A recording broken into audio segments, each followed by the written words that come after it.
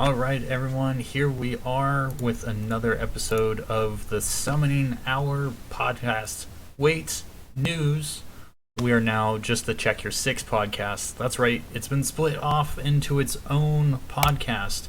Now you can have a one-stop shop and not have to sort through any of the other episodes of the podcast to find the ones that are specific to Rainbow Six Collegiate League. And once again with me tonight is Syntax GG. How's it going? Pretty good, man. How about yourself? A quiet week, so I can watch all the VODs of the Pro League and any of the collegiate games that have gone on. It's been a great week for me. Absolutely. Alright, man. Well, what do you want to start off with? Do you want to start off with CR6 or do you want to start off with Pro League? Let's do CR6.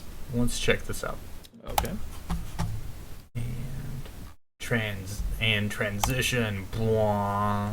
There we go. So one thing I just wanted to call out is the actual standings for how things have gone so far. This is actually starting to get interesting, and we should have some more data on individual performance starting on Saturday, so we'll incorporate that into next week's episode. But even just after 2 weeks of play and only a handful of teams having started to report, we're starting to see familiar faces in the top spots for the teams who have played 2 games. So let me zoom in a little more. And we've got FIU, Florida International University. We've got Illinois State. We've got UNC Charlotte B team and A team. So 2 of the UNC Charlotte already 2-0. So that's a great start for them. And they're the only teams that I saw so far who have multiple teams who are 2-0. So that's a great first step for those programs as well. Grand Canyon University is back up there. Iowa State's back here. Angelo State, 2-0 once again. They were one of the teams that I believe made it through 6 or 7 weeks last season where they were undefeated. So this was a stacked team last year, and I want to dive into the roster and see who's remained from last year's team to see how cohesive of a unit that they're going to be. Outside of that, or one last school, because I have to call out the name because it's just one kind of bizarre to me, but it totally makes sense too. South Dakota School of Mines and Technology, they were the team that knocked out Washington State University's chances last year of going into the playoffs. So, curse you, but they're back 2-0. So, good on them. Good on them for holding up, and we'll see how they stack up against the rest of the teams who are returning. Yeah, absolutely. Which, I think your rankings are different from mine. If you click on standings from the bracket, if you're on brackets, you can click standings, and it'll give you in order of top to bottom. Yeah. Phase 1 is the little... Oh, here we go. Yeah, okay. The one team that I see that I recognize so far, obviously, is FIU. Wait, yeah, FIU. And then there's also Grand Canyon University. On the first episode, I remember saying that I wanted to see Grand Canyon back in the top, and I see them. Hopefully they can make their way up a little bit farther. Trine University, that's a new one for me. I'm going to have to look into them. They are... So they're... Okay, all these teams are 2-0. What? Yeah, it's like the top 18 that are 2-0 at this point. Yeah, so looking at the stats, I'm trying to see like what makes the difference. I think they're all tied, to be honest. So they've all won their first matches. Yeah, I couldn't really figure out how the opponent's win rate and their win percentages are off, because I mean you have teams that are 2-0 but they have an 80% win rate. So I don't know how that really works out. But I think their win percentage, I believe, I think might be maps. So like they won one map and then that's right, it's best of 3. Yeah, best of 3. Yeah. That would make sense. Yeah, so they probably won a map, lost a map, and then won the other map. But that would mean that that only happened for, of the top 18 teams that are 2 and 0, each one of them have only dropped one map in their two sets of best of threes instead of doing Yeah. 2 and 1, 2 and 1. Yeah, now that I bring that up, yeah, I only see, yeah. There's only one out of the top 10 team. If we're just cutting it off at top 10 teams, only one team lost one map. And that's because their opponents were, I guess, a better winning rate, because if you look at UC Irvine Blue, their opponent's win rate is 50%, while if you look at number 4, Michigan Technical University Gold Team, they're at 41.5%. So it must be a tiebreaker constraint that's separating them that way. Yeah, absolutely. And yeah, that makes a lot more sense, because if you scroll down to the later rankings, the ladder rankings, like the 50% and 60%, they've got one win, one loss, so it makes sense map wise. So I believe that's where they cut it off, is the map wins. Okay, well that clears it up a little bit more. But I mean, as you would expect, your top 14 teams are showing a lot of 100% win rates, so we're going to hopefully see some of these teams clash over the next couple weeks, and just to really prove out who's going to be those top teams. And the thing about the phase 1 is that they're all randomly matched up, so you might get, or Grand Canyon University or FIU or one of these top teams right now, they might get match made up against one of these other top teams that have gone 2 and 0 and are showing their strongest performance, while the rest of them get teams who are like at the bottom. Like that, it could be really unfortunate for some teams to have to be relegated out of the Premier League if they get randomly assigned against some of these better teams. But with 208 teams, I believe was the final count, or 210. It's on the screen, I can read. It's going to be kind of crazy to try and figure out who the strongest teams are in just 4 weeks of play. Yeah, it's gonna. I don't think we're gonna really see like who the. I mean, obviously, the amount of wins they have going into phase 2 is gonna determine like how the general strength of the team. But phase 2 is really where we're gonna see like these teams get put to the test, is when they start getting put up against teams of their same skill. Yeah, so I mean, I imagine we will see most of the premier teams, and actually, you know what? I could see the top 16 of the 32 Premier League teams. Yes, I said those numbers right. I will update you all on those in just a second, but I could see at least 16 of that 32 going perfect record, and then the rest of them having only dropped maybe one match in a 1-2 loss, not a 0-2 loss. And that 0-2, 1-2 difference could be the difference between making it to Premier League or not in one game.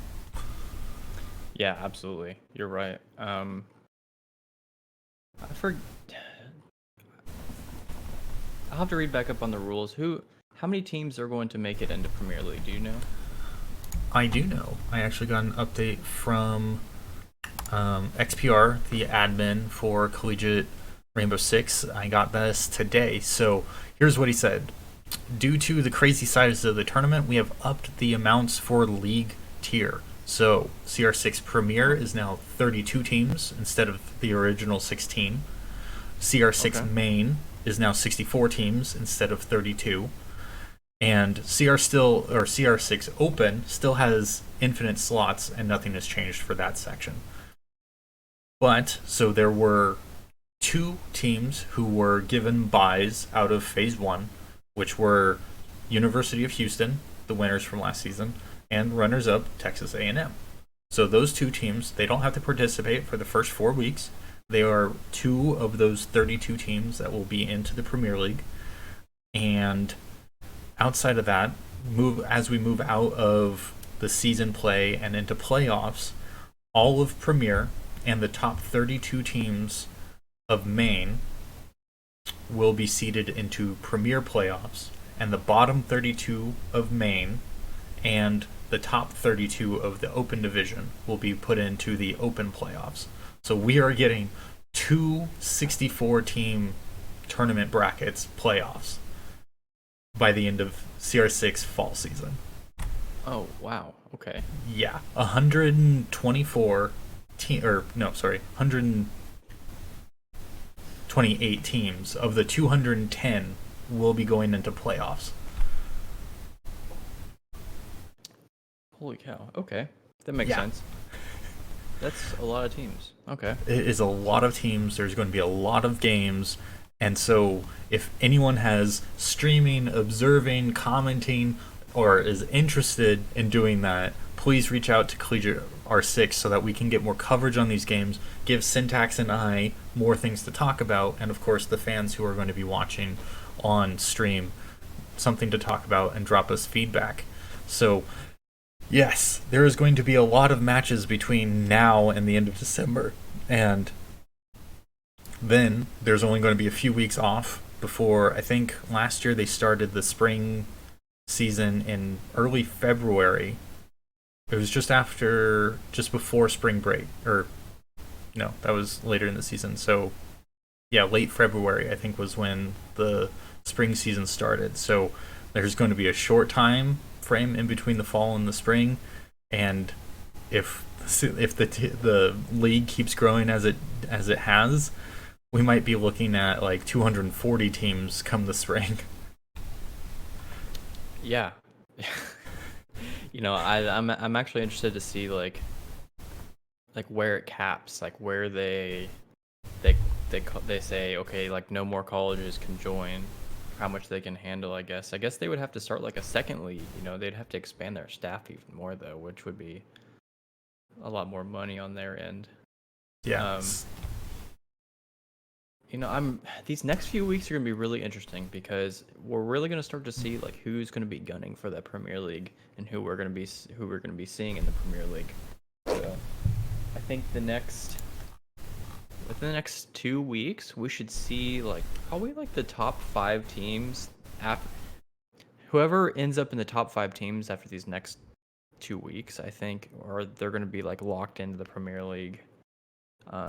Or we're going to see the other ones fight for the rest of the Premier League spots. So I'm really interested to see who gets the top and who stays at the top. I mean, with only 2 more weeks of competition in Phase 1, and with luck and random draw being as favorable or as unfavorable as it can be, there's a potential that even these top 18 teams who are 2-0 could be 4-0.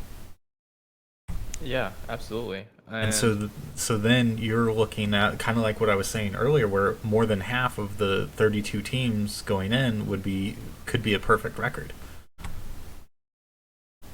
Yeah. Yeah. There's definitely a good chance that some of these teams, probably a lot of these teams actually, will probably go into the Premier League with a perfect record. And if I recall correctly, which I'm probably not, but the number's probably close, in the fall season of last year, or spring of last year, there were, I want to say, 9 or 10 teams who made it to week 5 undefeated. We were one of them. Yes, you were. Go A&M. Our only loss of the entire season was the grand finals loss. That was the only one. You did have a tie, though. We did have a tie, but it's not a loss. It's true, it's not a loss. We didn't lose. I think we played every team. A lot of the teams we played, I think they all wanted to take us to Clubhouse for whatever reason.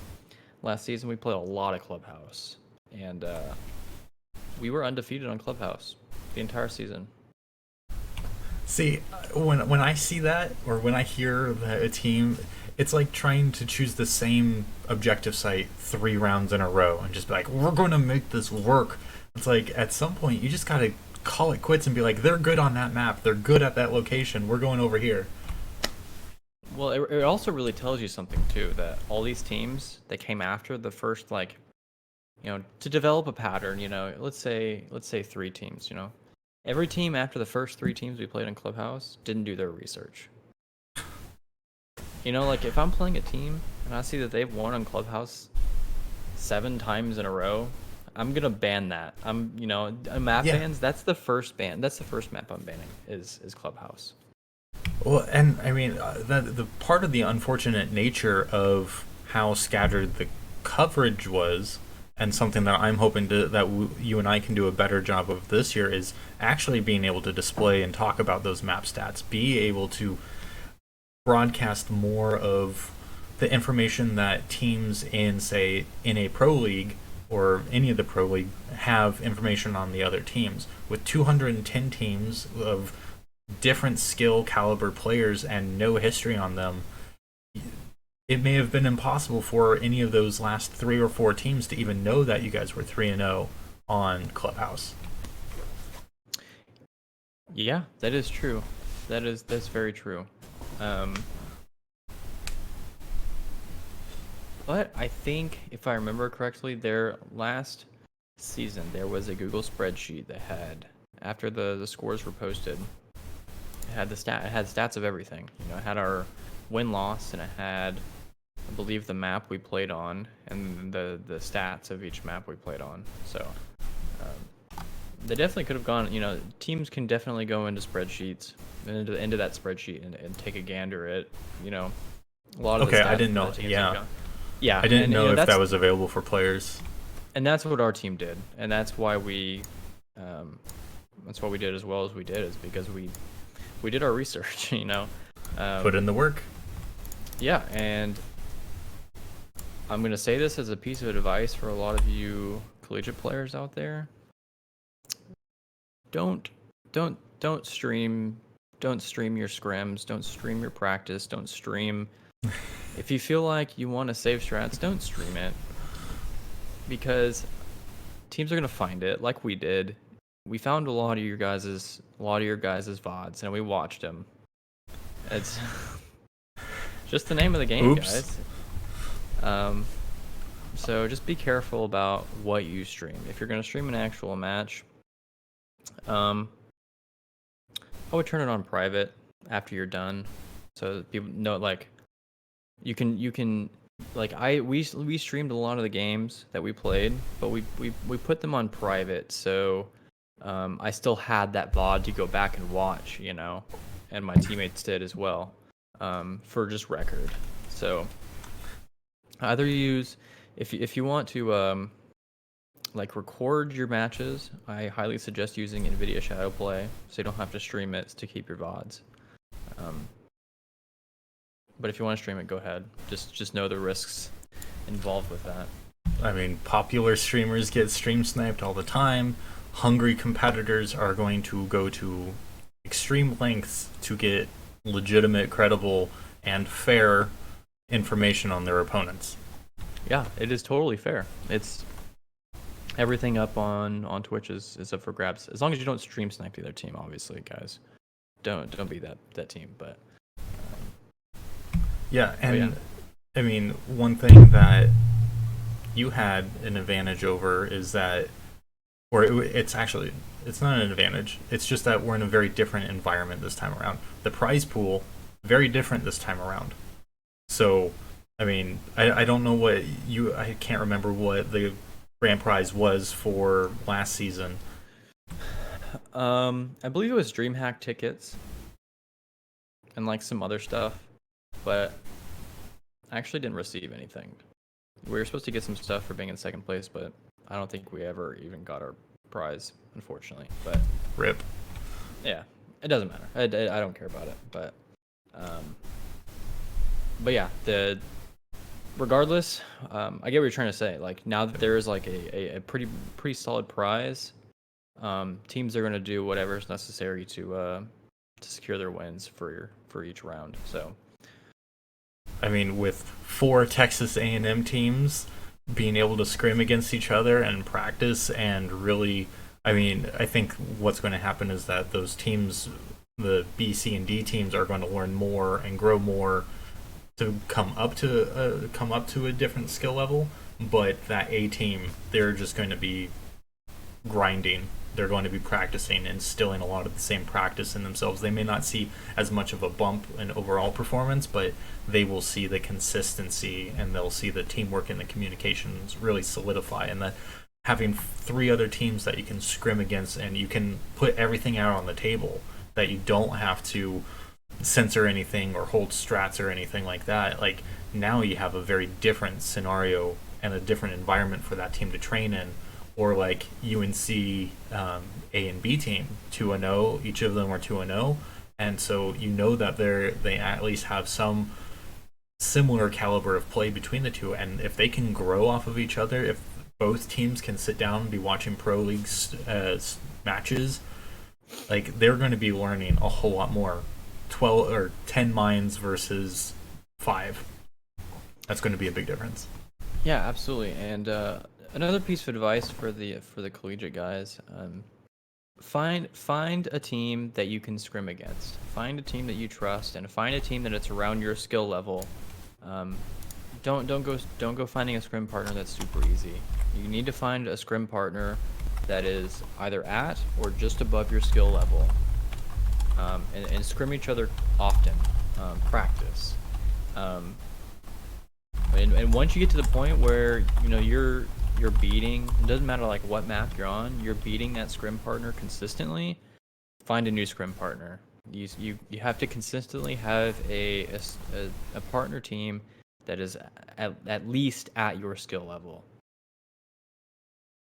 Yeah, I mean, you don't want to be not learning in that time that you're dedicating. Like, you might be getting some amount of performance increase with your reaction or your immediate read on a situation, but you're not making it a team thing. You're not actually stressing yourself out. You're not putting in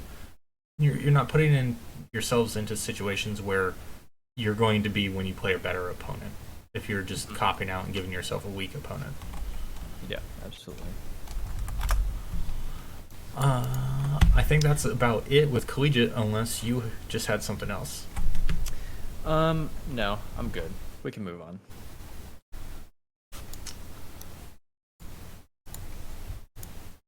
All right. This week in the Pro League, we had some movement in who is going to Japan, who is not going to Japan, and who is likely to be facing relegation coming up, but not everything is set in stone. But let me pull up the page. Fancy transition. I'm so happy I got that working. And now what you can see is from yesterday's matches, Evil Geniuses over Space Station Gaming. I was pulling for Space Station Gaming, as I do, and they never felt like they really got going. They had moments, and Bosco had this tremendous 180 shotgun from hiding behind a counter. It just looked so clean, but he had intel on where the guy was, and he just blew him away, and it was great to watch, and that was my most satisfying part from that game. Yeah, I think this was the one match that I actually didn't catch, was the SSG EG match. I do know that EG needed this win, and they got it, which is really good for them, because they only need one more win, I believe. They need one more win to secure their spot and go into Pro League Finals in Japan.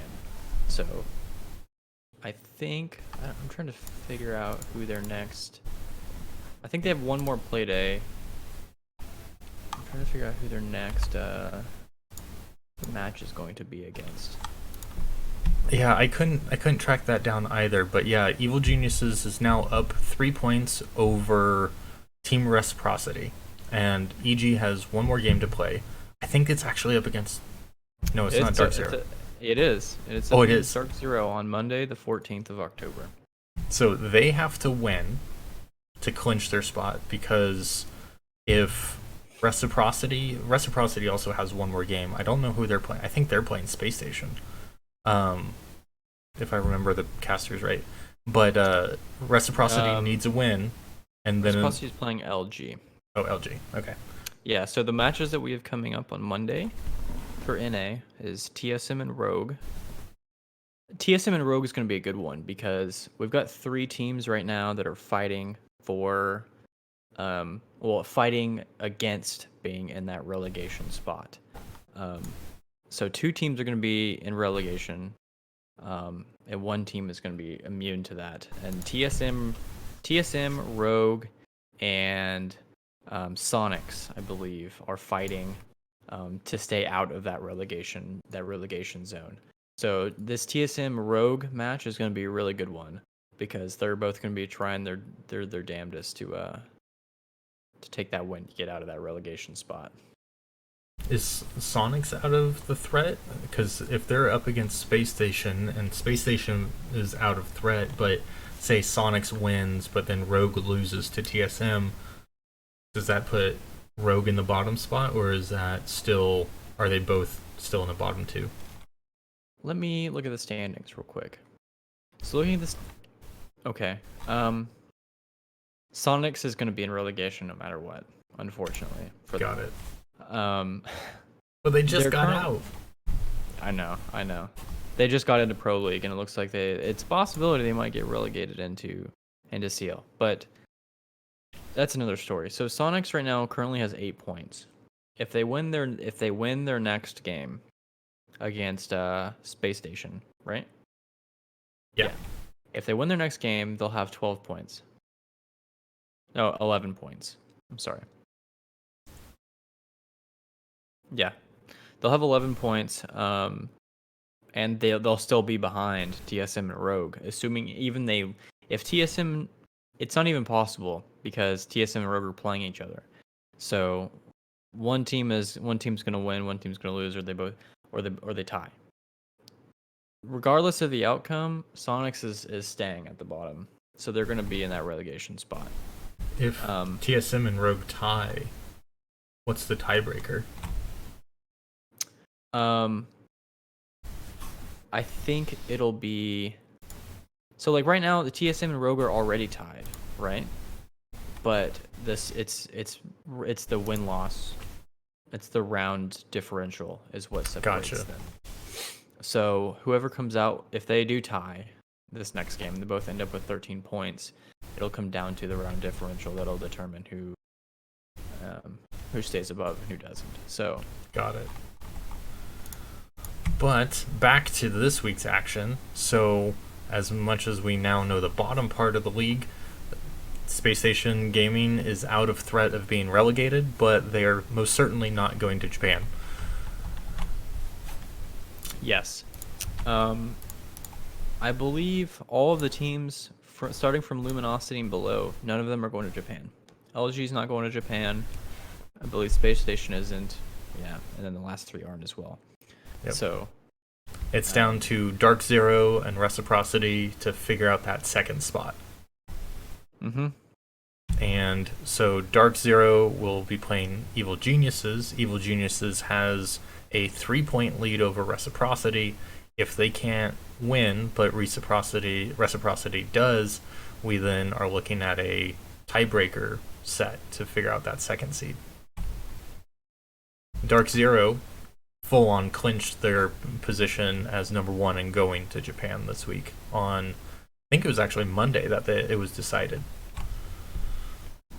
Yeah, they're all they needed was a tie to secure their spot. Even if they lost, it was against Space Station too, so like it's not like they were up against EG or Reciprocity, who were up into that moment. And the thing about that match is, a lot of people were like, I was reading chat as the match was going on. People were like, oh, like DZ's throwing, blah blah blah. It's like, guys, you don't understand. All they needed was a tie to secure their spot to go to Japan. I doubt they were trying very hard. It was an okay game. It was an okay match. It was clear that they weren't sandbagging, but yeah, they weren't throwing, but they weren't like they weren't trying their best. Like they lost a round. It's like, oh well, okay. All they needed was the tie, and they got it. So they're going to Japan. And congrats to them, because I mean, it wasn't that long ago that they were in dire straits shortly before Christian joined the team. Yeah. They, they've DZ has always been. Here's the thing about Dark Zero. They're a really good online team, and they're consistently at the top of Pro League. It's LAN that is where it kind of hits them hard. I don't know what it is. Maybe it's LAN experience is where it gets them. Because as you guys know, like when you're playing online, you have you're on your own computer. You have your own settings and all this stuff. But when you get to LAN, everyone's the same. Everyone has the same computer. Everyone has the same, settings. The only thing that's different is everyone has their own keyboard and mouse. That's it. And zero latency can be a real player in that, but then also you're in an entirely different environment. You're up on stage eventually, and then you're in an entirely different culture. I mean, as much as they're probably relegated to just their hotel rooms and the arena where they're going to be playing, it's still a very different experience. They'll go out for dinner and everything. I'm sure they'll have help being toured around and all that, but it's still a very different experience. And then jet lag, depending on how early they're able to get there and then adjust to all that, there is going to be a lot of differences for that. And across every major esport, you hear about players or teams who have no LAN experience or only a little bit of LAN experience. And so when some of those almost Cinderella story teams end up making it to LAN, they almost never do well because it's such a different environment. And yeah, you're absolutely correct. And this season, actually, there has been one exception to that rule. TSM. TSM has been kind of a backwards team lately, especially at the start of the season. They were not doing well online at all. But they did exceptionally well at whatever LAN they went to. I forgot the first LAN they went to.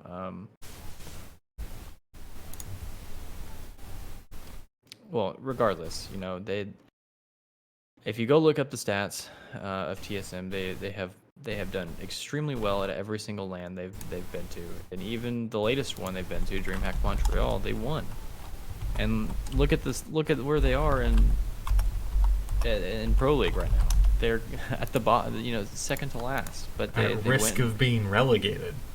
Yeah, and they went and won DreamHack Montreal, whereas the other teams didn't even get close. So it just goes to show, these two playing fields are totally different, and it's gonna be fun to see. I think once DZ gets a little bit more experience, I think they're gonna start doing really well at LAN, and that's honestly what I've kind of chalked it up to is LAN experience is why they haven't been doing well, and it's just a mental thing. And I think LAN, like especially like losing or just not doing well at LAN, it really hits people hard because you got people there like watching you, supporting you. They're there to watch you do really good. And a lot of these teams, like they lose the first map and they feel like they're letting everyone down, and it hits them really hard. And that's when they lose, is because the moment you lose that positive mental attitude, you've lost the game. And so these really good LAN players are the people who tune out everything except for the game. And win or lose, they keep the same mental attitude, and that's what drives victory at LAN.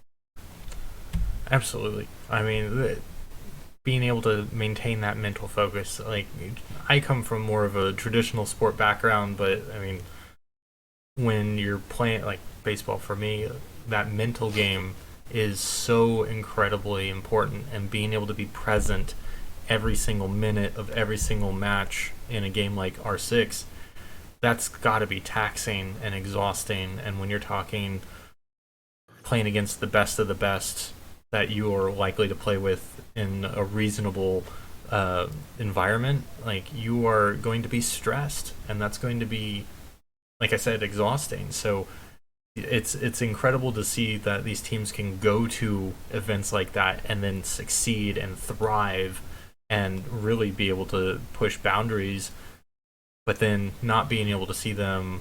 Maybe they're too comfortable when they're playing online. Like maybe that's a thing, but that's it's got to be encouraging to see that when you're in the highest stress situations that your team comes through. You mentioned their history, and it's June 16th of this year they signed Accelerate Gaming roster to TSM, which included Bolo and Merc. And since then, they were first in U.S. Nationals Stage 2 Western Qualifier back in June. That's the one that I was thinking of. This is the first LAN. They were 5th through 8th in the DreamHack Valencia, but they still made it to DreamHack Valencia. They were first place in the qualifier for the 6 Major 2019 North America. They were second place U.S. Nationals Stage 2 Western Conference. They were 5th through 8th at Raleigh. And then they come back around to win DreamHack Montreal. Like, they have, and like you were saying, qualifiers and LAN events, they do well. I mean, 5th through 8th isn't anything. I mean, if I'm remembering, they have, what, 12 teams usually go to LAN? Yeah, I think you're right. But yeah, like 16. And TSM has just proven that they are just really good at best of ones. For some reason, they're just really good at them. And put them in a best of 3, and they lose steam really quickly. But they've actually turned that around, and they've actually been doing really well. So I'm excited to see like how they just improve from here on out. Now, one thing that we talked about a little bit last week, it was at the very tail end, and it's just entirely a personal preference in how we discussed it last week. Ties. I love them because I think that they're dramatic for the underdog perspective, but the payoff, as usual, is not that great, as you pointed out last week.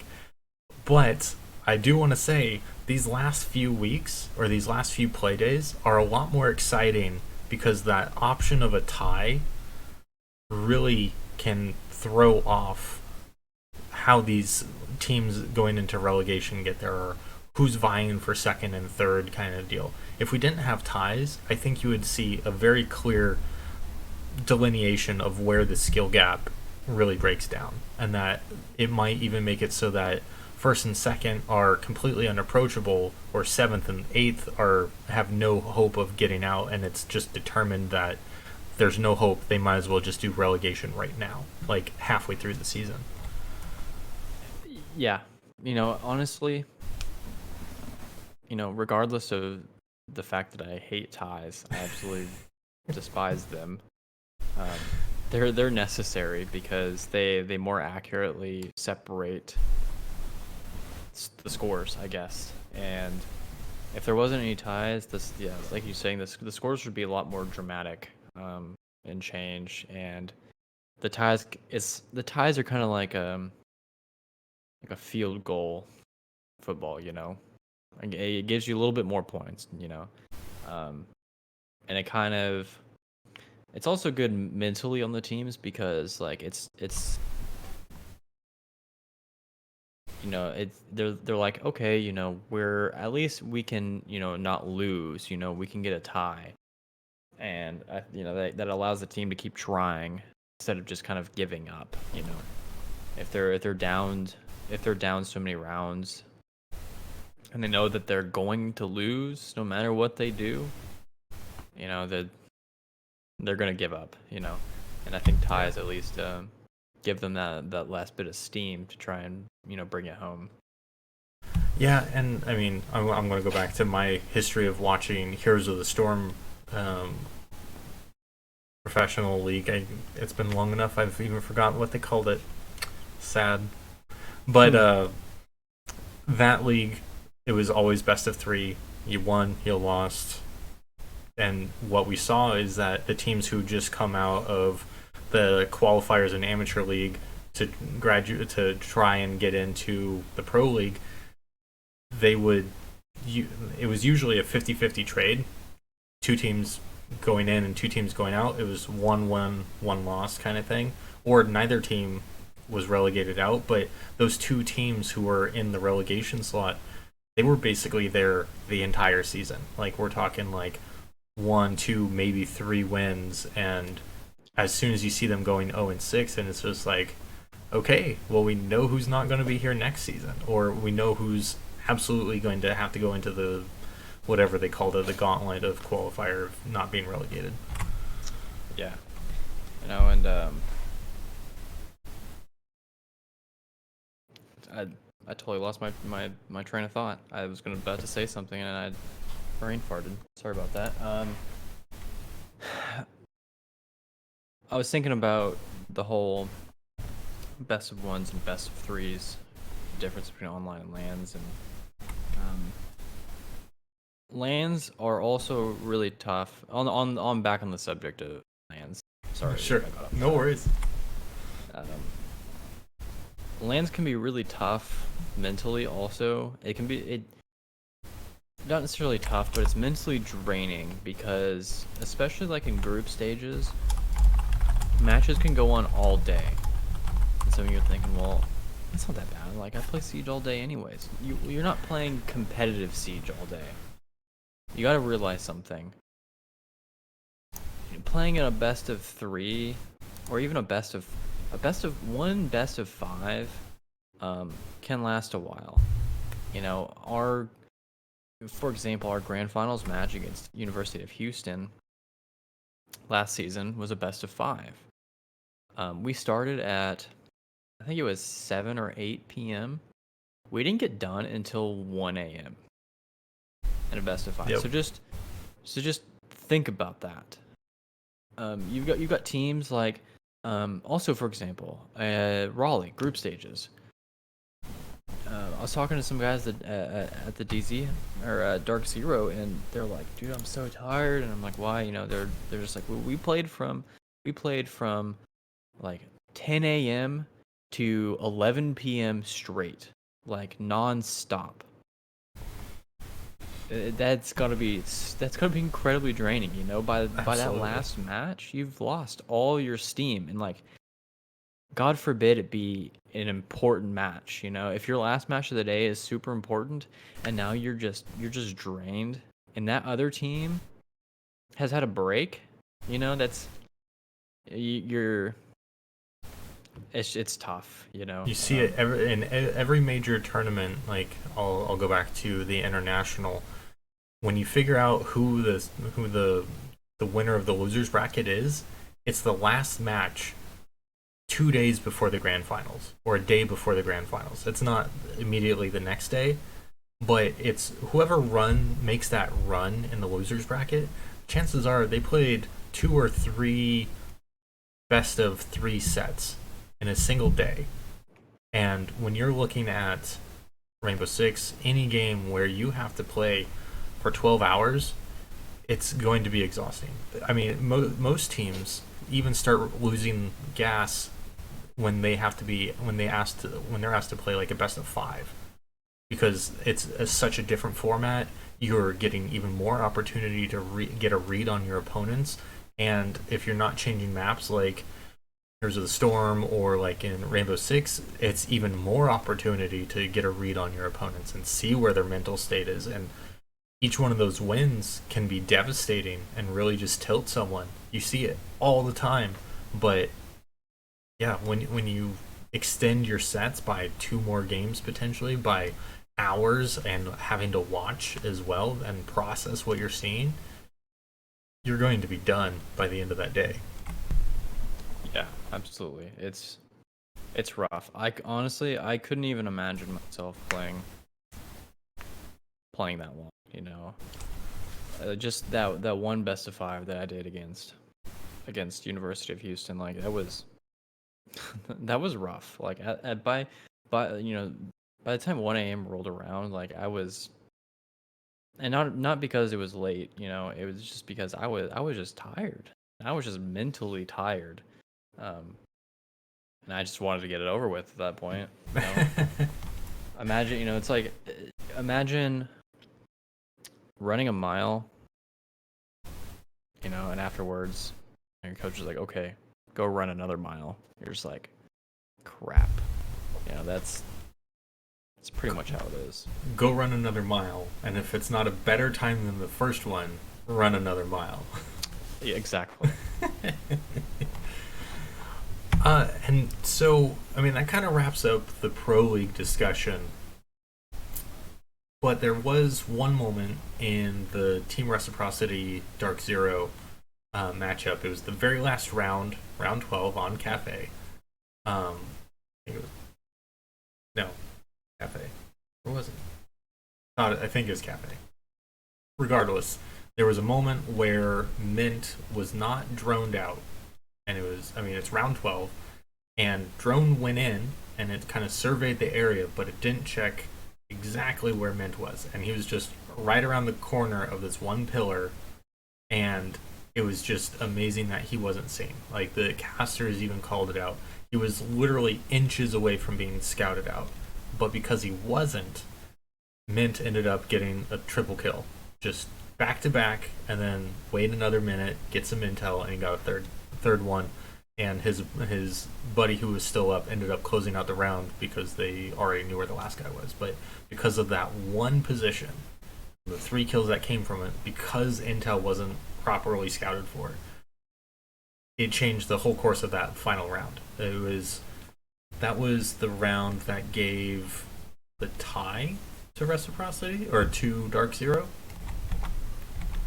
And so if they hadn't tied, Reciprocity would have already been tied, or would have been ahead of EG going into Wednesday's game, where then EG then tied it up in points. So that one missed drone on the very last round to give you the points to be able to say no, second place is ours, is what cost them. Detected. That was just insane. And so I'll put in the clip link into the show notes. I forgot who actually clipped it because I forgot to, but I will give credit to that person in the show notes. So from your perspective, given the complexity of the maps, what's going through a player's head when you're on that timer to get the intel and being able to execute a plan, how do you gain confidence in what intel you do have and not just question it along the way? Like, if it's just not checking a single corner by a fraction of an inch. Like, how do you negotiate that in the future and make sure that you're not wasting too much time with additional droning that is unnecessary? Sometimes it's just a calculated risk. Sometimes when you're low on time and you've droned everything you can, you take those calculated risks, and it's exactly what it is. It's a risk, and they took that risk, and they lost it. So it's just unfortunate, and it happens from time to time. And I mean, that was, the more I think about it, that was more and more juicy, and probably my favorite play of the week. Of just, it was a mistake, but then that mistake was still capitalized on. It turned into a big move. Even if it was just one kill in a trade with Mint, that's a negotiable thing, and that's something that Reciprocity could have overcome. But 3K and your last one with the diffuser steps on a Legion mine, and you're completely given away, and there's like 2 seconds left. You know that the diffuser has to go down, otherwise the match is over, and you're painted into a corner. And honestly, that's how you can tell who is who is an incredibly intelligent player versus somebody who is not, I guess, is somebody who take instant information and exploit it on the spot. And that's exactly what he does. He knows that they made a mistake, and he uses that against them to the fullest extent. Yeah, and I mean it's also kind of luck of the draw too. I mean, I believe he ended up gunning someone down in the back the second of the 3 kill, and then he had information that gave him the position of the third, which he wallbanged through the pillar that he was at. So he was able to capitalize on other aspects of what his team also brought to him, but it was also based on the mistake that was made to not explicitly check that corner. If they knew he was there, the value of his position just goes out the door. I mean, he was trapped. I don't believe that there was a way out for him. So that in itself was a calculated risk. Mm-hmm. Yeah. Honestly, they both took a risk with doing what they were doing. You know, you said it was Mint, right? Yeah. Mint sitting in that corner. He was hoping that he wasn't going to get droned out, and if he did, he was kind of screwed. And they took a risk of not checking that corner, and Mint knew the instant it happened that they didn't know he was there, and he took advantage of it. Because I think that's what he was hoping for, was that they might either just miss him or not bother to check that corner because of the time limit, and they didn't, and so he took immediate advantage of that. It was just a great thing to watch. Yeah, no, I mean that's the plays. That was the play. It was defining. It had a dramatic impact on the overall rest of the season. The next gameplay matches for Reciprocity and blanking. Evil Geniuses. That one round that didn't even involve Evil Geniuses, set up by all the ties of the season, that one round actually had a dramatic impact on things. And yeah, when you can look at a single round and see the macro impact of it, as well as the micro in that individual matchup, like that's what I love about Siege, competitive Siege. When I go into my cluster truck of public games, boy, you get to see all sorts of mistakes. So Pro League, yes. My games, no. Yeah. Outside of that, I mean, droning is one of those things that I know I'm not appropriately doing, and I'm not like getting the most value out of it. And in fact, I think most people end up just driving their drones around, scouting the enemy team, and just sacrificing it to get shot anyways, not thinking about the long-term gameplay impact that it could have, or not realizing that's kind of that next step of how to play Siege right. What tips do you have about droning? Because I usually play Twitch. I usually end up trying to save my drones for later in the match when I know who the other operators are. Trying to think about how can I get rid of those things. So any of the bandit stuff, arcade traps, all of that kind of stuff. Like that's how I use Twitch, and I think that's how other people use Twitch. But those base drones, what are some of those tips?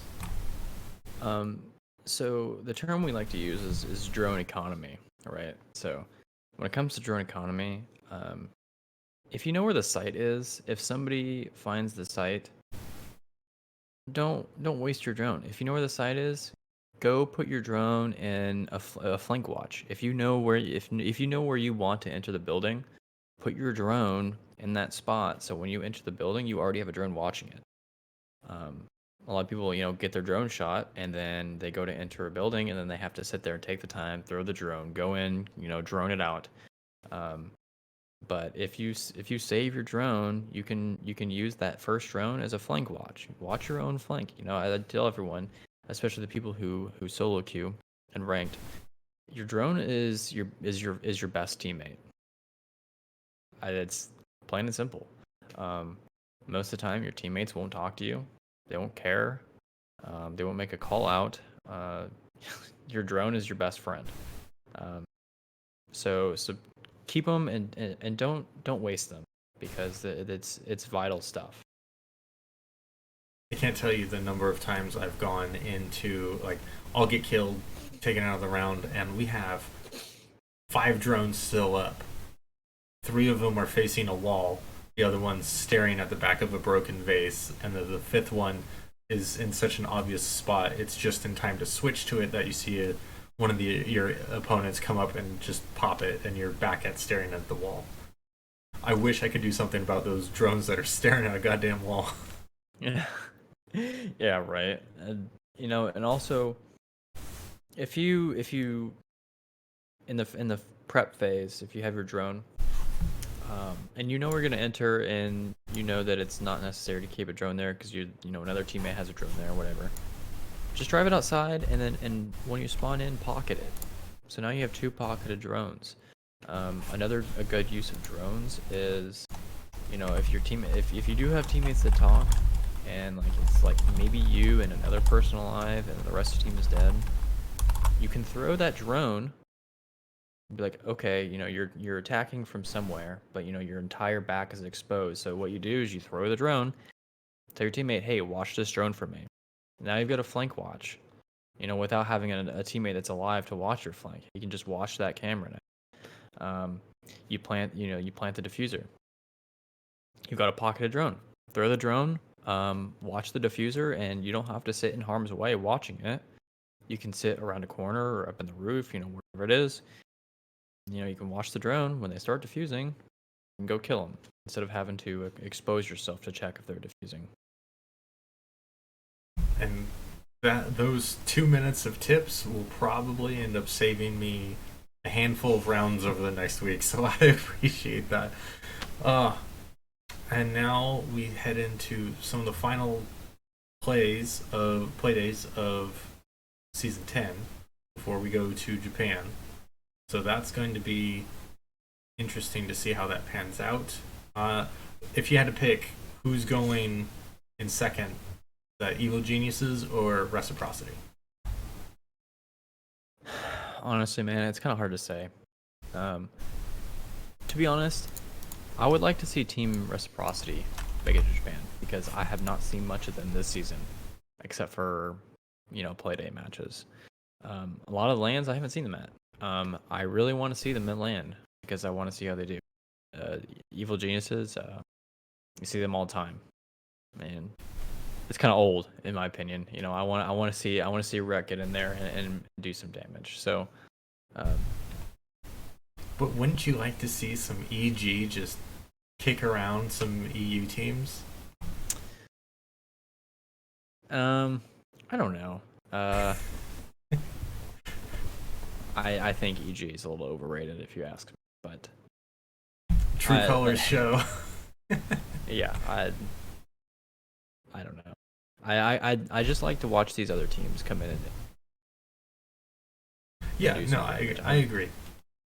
I want to see Reciprocity just the same, but with EG's track record at LAN and being able to see some of those results, and I agree it may not be the most spicy play, and you kind of know what you're getting at this point, but I still have some of that EU NA rivalry ready to go, and it's like I don't care who goes, I just want them to make it out of that first group and into some enemy territory. You're right. You're absolutely right. And to be honest, I think the teams that I would like to see go kick around some EU teams would be obviously DZ. I'm a DZ fan, but the 2 other teams would be either Space Station or TS. I really like TSM, and I really want them to stay in Pro League, and I want them to improve because they are improving. I think they had the lowest round differential in Pro League at one point, and now they're not. I mean, they're second to last, but the fact that they dug themselves out of that hole is pretty impressive.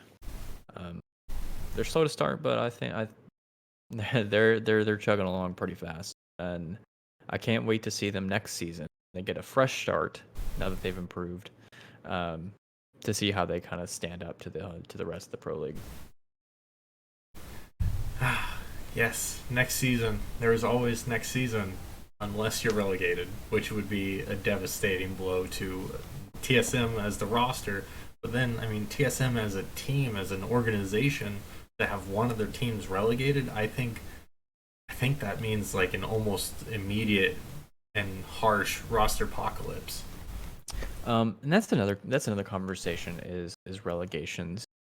And if I'm going to be totally honest, I think the only team that I could see even like regardless of who gets into the relegation spots, if they get into the relegation spots, those SEAL teams still have to beat the Pro League teams to get into Pro League, right? The only team that I can see even losing a relegation match is the Sonics. And TSM and Rogue, honestly, they would beat any of the CL teams currently in NA right now. And that's just the truth of the matter. So even if one of those teams get into relegation spots, the only team who has even a chance of losing their PL spot would be Sonics. And they just came from there, so they basically have the same amount of growth opportunity as the teams that they just beat to get into the Pro League. So really, hopefully, not much has changed between when they were in the Challenger League and when they moved up to Pro League. So even then, that puts Sonics in a pretty good spot. The amount of things that they learned and they grew into over their time in the Pro League, that's going to be way more valuable than the experience that the other Challenger League teams just went through to get that opportunity to come up and challenge them. Yeah, absolutely. And I'm trying to think. I'm not too familiar with the SEAL teams. Me neither. I think you can look them up.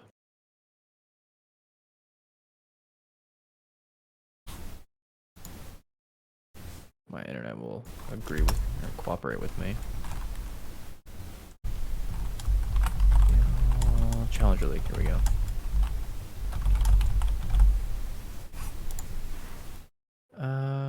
Let's go to. Do we have standings for Challenger League?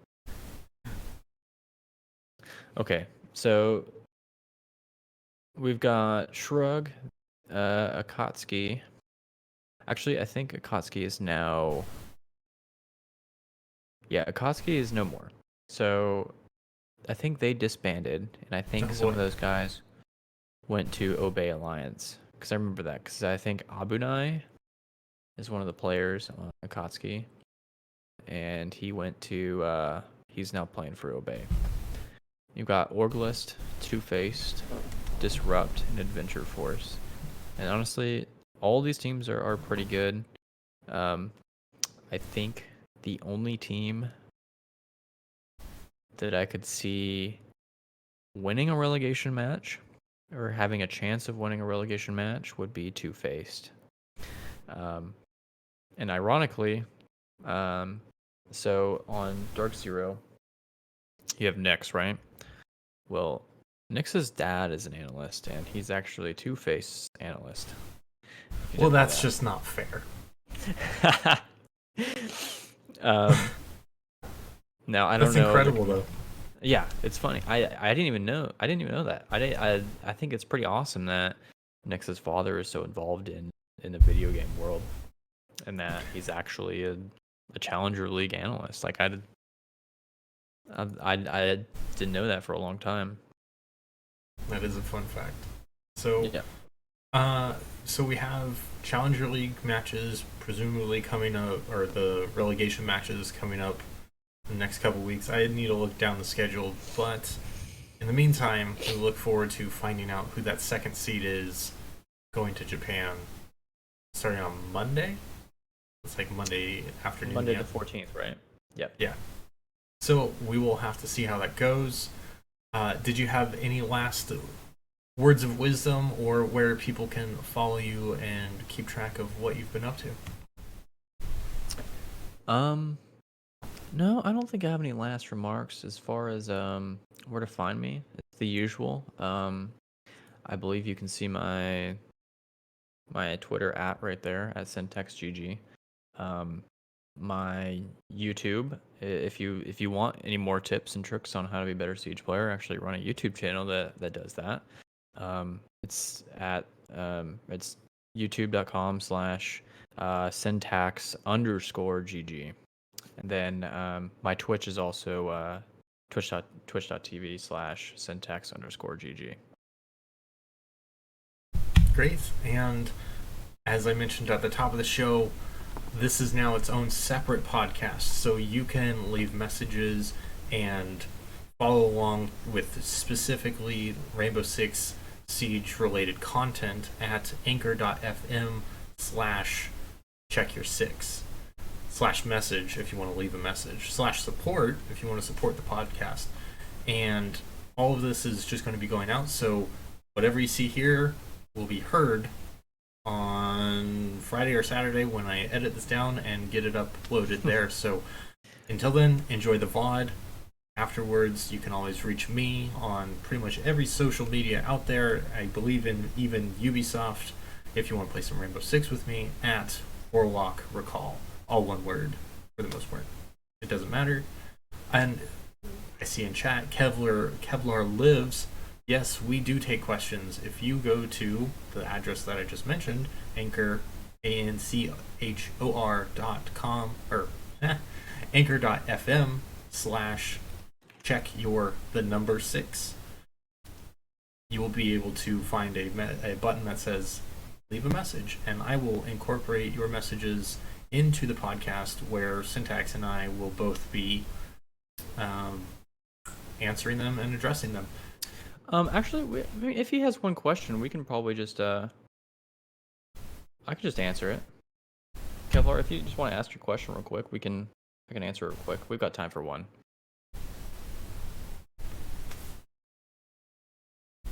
We'll let him type it out and see what's up. I don't actually know a good way of getting you in on this call real quickly, so we're not going to do that tonight. If we start doing some more conversation. Oh, there you go. Those opinions on the serious situation. Honestly, we're gonna try and stay away from the whole political side of things. Yeah, I'm sorry. I would totally discuss that with you, but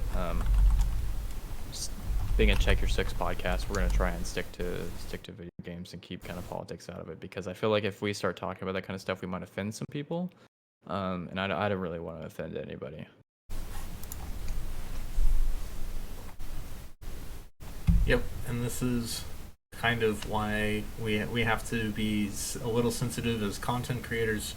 I myself, not being completely familiar with the situation, I'm not qualified to say anything on it as well, and that's a perfect conversation that we can sync up on offline and have an adult conversation. Yeah, if you guys have any like Siege related questions, feel free to drop those questions in the question box where Joe mentioned, and next podcast we can answer them. So I think that's what we're going to do. So if any questions that we have before the podcast, we'll answer them on that next podcast. So cool. Well, that's it for me. I will see you all next week with Check Your Six new episode. That next Thursday, starting 8:30 PDT, and we'll discuss all of week 2 in CR6 and the start of week 3, and see where we are looking for getting out of phase 1 and who's going to make it into those top 32 premier spots. Yeah, I'm excited. All right, later everyone, and thank you, Syntax, for joining me. No problem. Later, guys. By the way, SpaceCat601UA, thank you for the follow.